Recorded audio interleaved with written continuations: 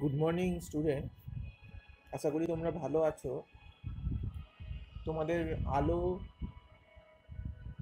Syllabus যা আছে শেষ হয়ে গেছে। তোমাদের বোঝানোর চেষ্টা করেছিলাম, বলবার চেষ্টা করেছিলাম, আশা করি তোমরা বুঝতে পেরেছো। আলোর পরবর্তী অংশ যেটা আছে সেটা হচ্ছে চুম্বক। তো চুম্বক বলার আগে তোমাদের যেটা বলবো যে আমাদের এই পৃথিবীর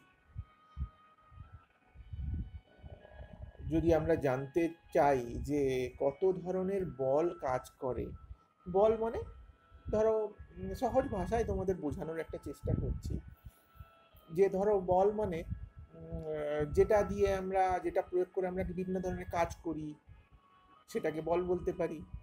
বা আমাদের যে গ্রহ উপগ্রহগুলো যার প্রভাবে ঘুরে বেড়াচ্ছে বা একটা নিয়ম মতো কাজ করে চলছে অদ্ভুতভাবে, সেটাকে আমরা বল বলতে পারি। তো এই বলগুলো তাহলে কত ধরনের হয়, এই বলগুলো কত ধরনের হয়, তো সেটা জানতে গেলে তোমাদের কয়েকটা সহজ ভাষায় বলার চেষ্টা করছি, সেটা জেনে নাও। বলগুলো সাধারণত যে ফোর্স হয়, বল হয়, বলটা জানো তো 4 ধরনের হয়। প্রথম বলটা যেটা হচ্ছে সেটা হচ্ছে গ্র্যাভিটেশনাল ফোর্স বা মহাকর্ষীয় বল।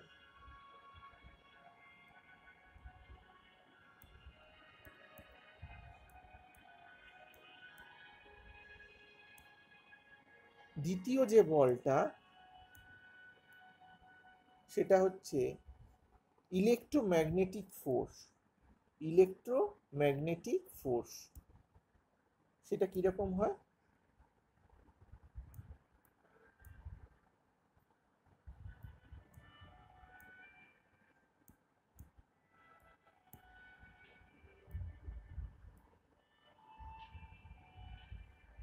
তৃতীয় যেটা হচ্ছে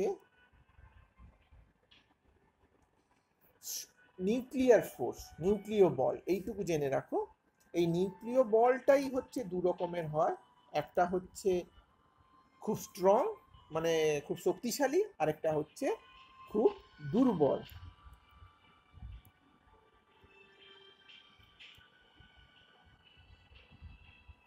এই নিউক্লিয় বলের মধ্যে একটা হচ্ছে শক্তিশালী, যেটাকে স্ট্রং, আরেকটাকে বলা হচ্ছে দুর্বল।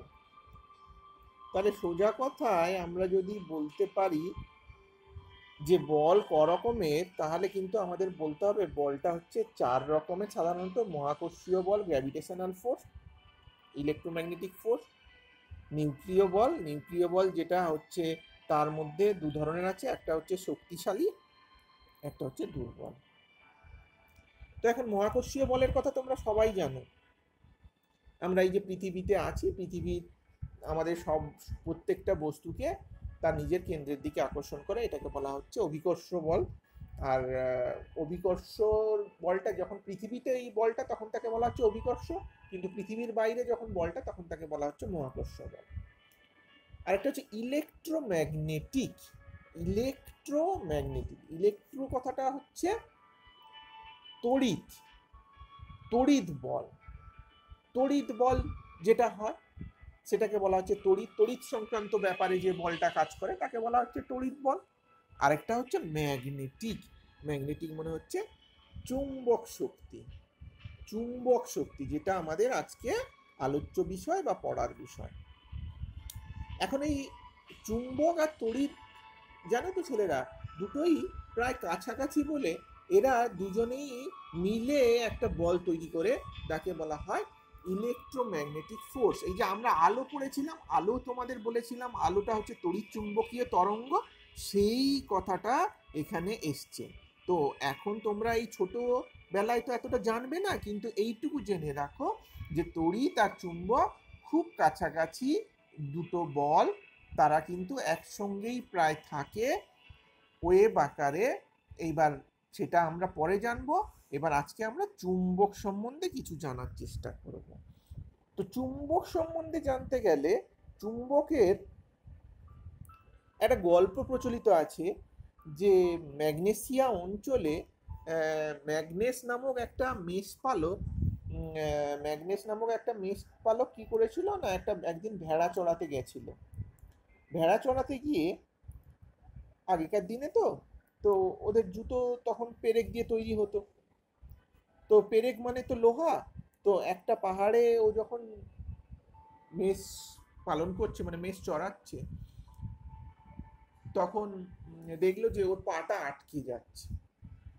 তো ভাবছি যে পাটা আটকে যাচ্ছে কেন। পাটা আটকানোর কারণ হিসেবে ও তখন পরের দিকে বুঝলো যে এরকম যে পাথরটার উপর ও দাঁড়িয়ে আছে সেই পাথরটা ওকে একটা আকর্ষণ করছে। ওই আকর্ষণ বলটার জন্য ও পাটা পাথর থেকে সরাতে পারছে না। তো ও ভাবছে যে ওর জুতোটাকেই কি আকর্ষণ করছে। পরে তখন দেখা গেল না, ওই পাথরটা লৌহ জাতীয় যেসব জিনিস তাদেরকে সবাইকেই আকর্ষণ করছে। তখন বোঝা গেল যে এই পাথরটার মধ্যে একটা কিছু এক্সট্রা একটা পাওয়ার আছে, যে শক্তি আছে যেটা লোহাকে আকর্ষণ করতে পারে। তখন ওইটাকে নাম দেওয়া হলো ম্যাগনেট। যাই হোক, এটা একটা গল্প। তো গল্পর মাধ্যমেই তো সব কিছু উৎপত্তি হয়, বাস্তব গল্প থেকেই আসে। তো সেই নামটা দেওয়া হলো ম্যাগনেট। ম্যাগনেট মানে হচ্ছে চুম্বক। তো চুম্বক হচ্ছে এইটা, যে কিছু কিছু পদার্থকে ও আকর্ষণ করতে পারে। যাই হোক, আমরা প্রকৃতিতে এই ধরনের যেসব পাথর পেয়ে থাকি তাদেরকে এই জন্য বলা হচ্ছে প্রাকৃতিক চুম্বক। প্রকৃতি থেকে পেয়ে থাকি, এটা মানুষকে সৃষ্টি করতে হয় না, এটা হচ্ছে প্রাকৃতিক চুম্বক। তো এই প্রাকৃতিক চুম্বক আমরা প্রকৃতিতে পেয়ে থাকি। কিন্তু আমরা যে জিনিসগুলো নিয়ে কাজ করে থাকি সেটা তো আমরা প্রকৃতি থেকে যে চুম্বক পেয়ে থাকি সেটাকে নিয়ে করলে তো হবে না, বা আমরা সব জায়গায় পাবো না। আমরা যে চুম্বকটা, সেটা হচ্ছে আমরা নিজেরা বানিয়ে নিয়ে আমাদের সুবিধার জন্য বিভিন্নভাবে, তাকে বলা হয় কৃত্রিম চুম্বক। তো আমাদের এই পরীক্ষাগারে পরীক্ষা নিরীক্ষা করার জন্য আমরা যে চুম্বকটা ব্যবহার করে থাকি তাকে সাধারণত বলা হয়, বিভিন্ন ধরনের চুম্বক আছে, তাকে বলা হয় দণ্ড চুম্বক। দণ্ড চুম্বক।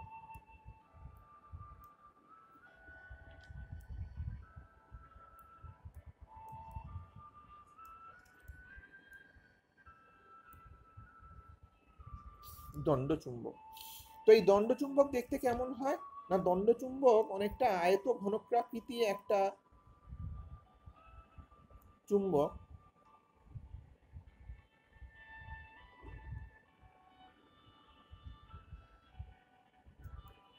এই ধরনের আয়ত ঘনকাকৃতির চুম্বক। এই আয়ত ঘনকাকৃতির চুম্বকের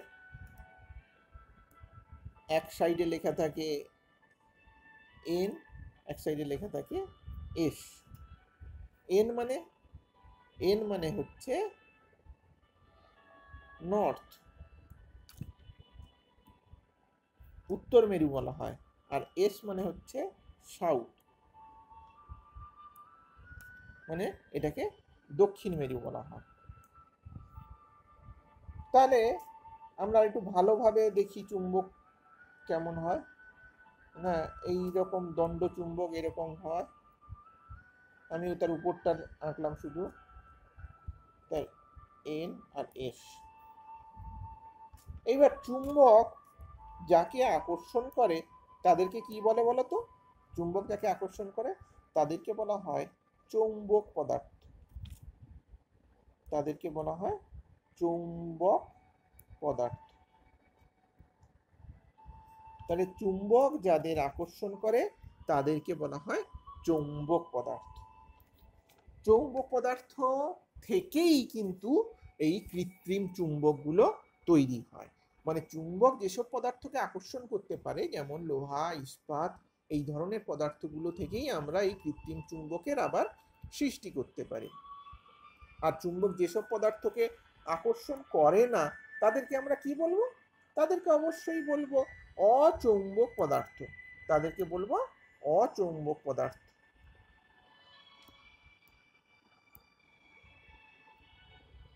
তাহলে আমরা কি বললাম, যে আমাদের কৃত্রিম চুম্বকগুলো কি থেকে সৃষ্টি হয়? এই চৌম্বক পদার্থ থেকে কৃত্রিম চুম্বকের সৃষ্টি হয়। এইবার দেখো, এই যে আমরা যে মেরুটা এঁকেছি, দণ্ডচুম্বকটা এঁকেছি, সেই দণ্ডচুম্বকের দুটো মেরু আছে। তাহলে একটা হচ্ছে উত্তর মেরু আর একটা হচ্ছে দক্ষিণ মেরু। এখন এই চুম্বকের ক্ষেত্রে একটা বিশেষ জিনিস হচ্ছে, চুম্বকের একটা ধর্ম আছে, যে ধর্মটাকে বলা হয় দিকদর্শী ধর্ম। কি বলা হয়?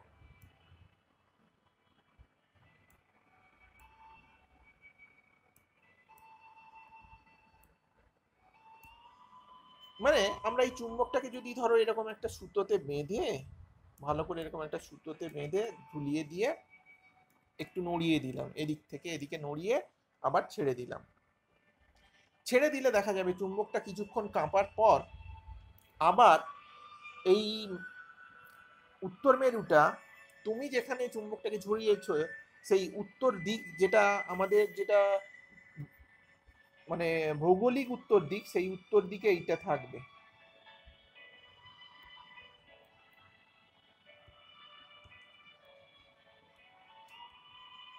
আর এই এস মেরুটা কোন দিকে থাকবে? দক্ষিণ দিকে। তাহলে আমি যে জায়গায় কোনো দিক জানি না, সেই জায়গায় যদি একটা চুম্বককে এইভাবে ব্যবহার করতে পারি, তাহলে যদি ফ্রি ভাবে ব্যবহার করতে পারি, যে এরকমও করতে পারি, ধরো এরকম একটা জল আছে, এরকম একটা অঞ্চলে কিছু জায়গায় আমি এরকম একটা বাটির মধ্যে একটা দণ্ডচুম্বক রেখে দিলাম, দণ্ডচুম্বকটাকে দিয়ে ছেড়ে দিলাম। এবার দণ্ডচুম্বকটা নিজের মতো করে ওই বাটিটাতে ঘুরে ঘুরে ঘুরে ঘুরে যেদিকটা উত্তর দিক আছে সেই দিকে ও স্থির থেকে যাবে কিছুক্ষণ পর, আর যেদিকটা দক্ষিণ দিকে আছে সেটায় সাউথটা থেকে যাবে। তাহলে এই জন্য চুম্বকের যে মেরুটা উত্তর দিকে আছে তাকে আমরা কি বলবো? তাকে আমরা বলবো উত্তর মেরু বা উত্তর সন্ধানী মেরু। উত্তর সন্ধানী মেরু, যেহেতু এটা উত্তর দিকটা সন্ধান করে স্থির হয়ে গেল, সেই জন্য এটাকে বলা হবে উত্তর মেরু বা উত্তর সন্ধানী মেরু।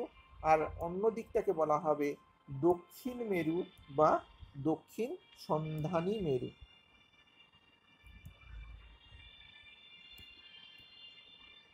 বোঝা গেল? তাহলে চুম্বকের দিকদর্শী ধর্ম একটা প্রধান ধর্ম। এই জন্য আগেকার দিনে জানো তো, যখন সমুদ্রে নাবিকরা চলে যেত, ওরা যে কম্পাসটা ব্যবহার করতো, সেই কম্পাসটার কাঁটাটা আসলেই কিছু নয়, একটা চুম্বক। ওটা কম্পাসটা সবসময় উত্তর দিকটা ডিনোট করতে পারে, উত্তর দিকটা দেখাতে পারে। আচ্ছা, এরপর ধরো একটা দণ্ডচুম্বক, সেই দণ্ডচুম্বককে সামনে আমরা কি করলাম, কিছু লোহার গুঁড়োর মধ্যে ওকে রেখে দিলাম। এরকম অনেক লোহার গুঁড়ো আছে, এবার লোহার গুঁড়োর মধ্যে আমরা ওই দণ্ডচুম্বকটাকে রেখে দিলাম। রেখে দিলে কিছুক্ষণ পরে যার যে জিনিসের উপর আমরা রেখেছি সেই জিনিসটাই যদি অল্প অল্প করে টোকা দিতে থাকি, অল্প অল্প করে টোকা দেওয়ার ফলে তারপরে কি দেখবো জানো, চুম্বকটার ওই লোহার গুঁড়োগুলো কোন অঞ্চলে সঞ্চিত থাকবে? এই রকম দুটো অঞ্চলে সঞ্চিত থাকবে। তাহলে আমরা কি বলবো, যে চুম্বকের যে আকর্ষণ যে ক্ষমতা, সেই আকর্ষণ ক্ষমতাটা কোন অঞ্চলে বেশি আছে? না মেরু অঞ্চলে বেশি আছে। মাঝখানের দিকে আকর্ষণ ক্ষমতাটা কম। তাহলে মেরু যে অংশটা, মেরুটাকে আমরা একটা বিন্দু হিসেবে ধরতে পারি, মেরুটাকে আমরা একটা বিন্দু হিসেবে ধরতে পারি। তাহলে চুম্বকের যে ধর্ম, কি ধর্ম? না আকর্ষণ ক্ষমতা, সেটা চুম্বকের কোন প্রান্তে বেশি আছে? দুই প্রান্তে বেশি আছে। বোঝা গেল? তো এই দুই প্রান্তে যে বেশি আছে, এই দুই প্রান্তে বেশি থাকার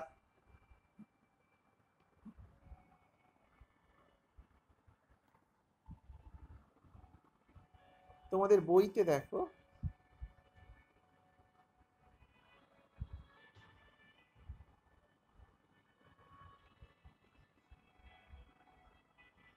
এই যে যে এই যে চুম্বকের যে এটা করেছে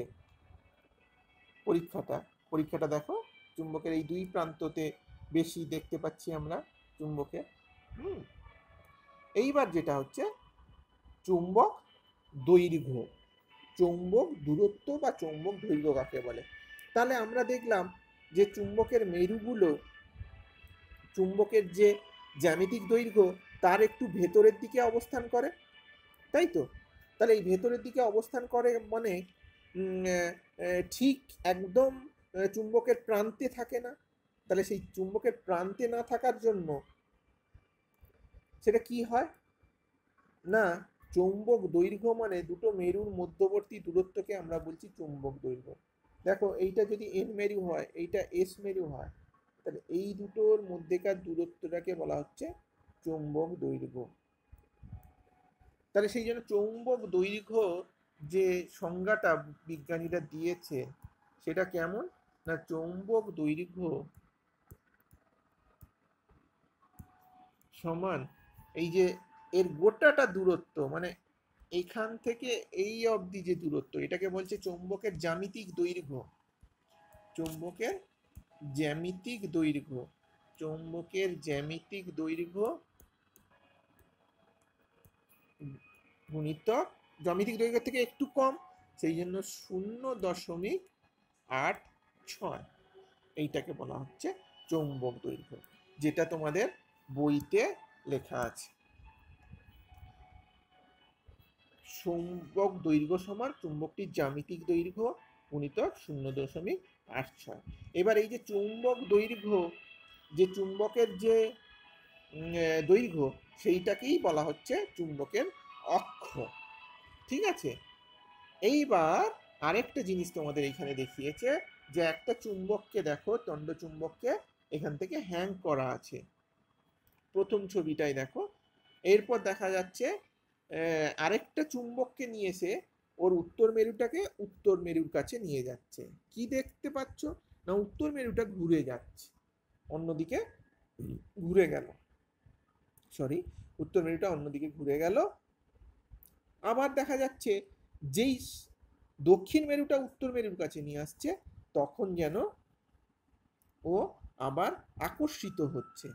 তাহলে হঠাৎ দেখা গেল যে একটা মেরু বিকর্ষণ করছে, আরেকটা মেরু আকর্ষণ করছে। একইভাবে যদি আমরা আমাদের পরীক্ষাটা উল্টো দিকে করি, দেখা যাবে যে দক্ষিণ মেরুকে বিকর্ষিত করছে, দক্ষিণ মেরু উত্তর মেরুর কাছে আকর্ষিত হচ্ছে। তাহলে এটাও আরেকটা ধর্ম পেলাম যে চুম্বকের দুটো বিপরীত মেরু পরস্পরকে আকর্ষণ করে, আর সমমেরু পরস্পরকে কি করে, বিকর্ষণ করে। তাহলে যেরকম দিগদর্শী ধর্ম পেয়েছিলে, সেরকম আকর্ষণ আর বিকর্ষণের ক্ষেত্রে একটা নতুন ধর্ম তোমরা পেয়ে গেলে। এবারে শক্তিশালী দণ্ড চুম্বক হলে দেখো একটা লোহার পেরেককে দিয়েছে, সেখান থেকে আরো একটা লোহার পেরেক, এইভাবে কয়েকটা লোহার পেরেক এরকম ঝুলিয়ে রাখলেও ওই চুম্বকটা ওটাকে ধরে রাখতে পারছে। কেমন? এইবার চুম্বকের মেরুকে কখনো আলাদা করা যায় না। চুম্বককে দেখা যায়, যদি একটা দণ্ড চুম্বককে দুটো মেরু আছে, উত্তর মেরু আর দক্ষিণ মেরু, এবার দণ্ড চুম্বককে যদি আমি ভেঙে দিলেও দেখা যাবে যে ভাঙা যে অংশটা তাতেও একটা উত্তর মেরু একটা দক্ষিণ মেরু। তাহলে চুম্বকের দুটো মেরুকে কখনো আলাদা করা যায় না। তাহলে আলাদাভাবে চুম্বকের মেরুর অস্তিত্ব সম্ভব নয়, যেটা তড়িতের সঙ্গে চুম্বকের প্রধান পার্থক্য। তড়িতের একটা মেরু উপস্থিত করা যায়, মানে ধনাত্মক তড়িতের একটা মেরু মানে ধনাত্মক তড়িৎ বা ঋণাত্মক তড়িৎকে আমরা আলাদাভাবে উপস্থিত করতে পারি, কিন্তু ধনাত্মক তড়িৎ বা ঋণাত্মক তড়িৎকে মানে চুম্বকের ক্ষেত্রে আমরা নর্থ পোল বা সাউথ পোলকে আলাদা করতে পারবো না। তাহলে এক নজরে চুম্বকের কি ধর্ম দেখে নিলাম না, চুম্বকের আকর্ষণ ধর্ম, দিক নির্দেশক ধর্ম, সমমেরু পরস্পরকে বিকর্ষণ, বিপরীত মেরু পরস্পরকে আকর্ষণ করে। আবেশী ধর্ম, যেটা পেরেকের ক্ষেত্রে দেখলাম যে একটা পেরেককে আকর্ষণ করার পর সেই পেরেকটা আবার চুম্বকে পরিণত হয়ে অন্য আরেকটা পেরেককে আকর্ষণ করার ক্ষমতা লাভ করছে, এটাকে বলা হচ্ছে আবেশী ধর্ম। তাহলে আগে আবেশ হয়, পরে আকর্ষণ হয়, আর চুম্বকের সর্বদা দুটি বিপরীত মেরু থাকে, একক মেরুর অস্তিত্ব নেই। তাহলে আজকে আমরা এই এক নজরে যে চুম্বকের বিভিন্ন ধর্ম, এই ধর্মগুলো তোমরা বুঝতে পারছো কিনা সেটা নিজেরা দেখার চেষ্টা করবে এবং বইটা পড়ে বোঝার চেষ্টা করবে। আমি তোমাদের বারবার বলছি, তোমাদের যেগুলো আমরা পড়াচ্ছি সেগুলো তোমরা বই থেকে অবশ্যই ফলো করার চেষ্টা করো। কেমন? তাহলে আজকে এই পর্যন্ত থাক, পরের দিনে আবার চুম্বকের বিভিন্ন জিনিসগুলো পড়ব। ঠিক আছে? ভালো থেকো সবাই।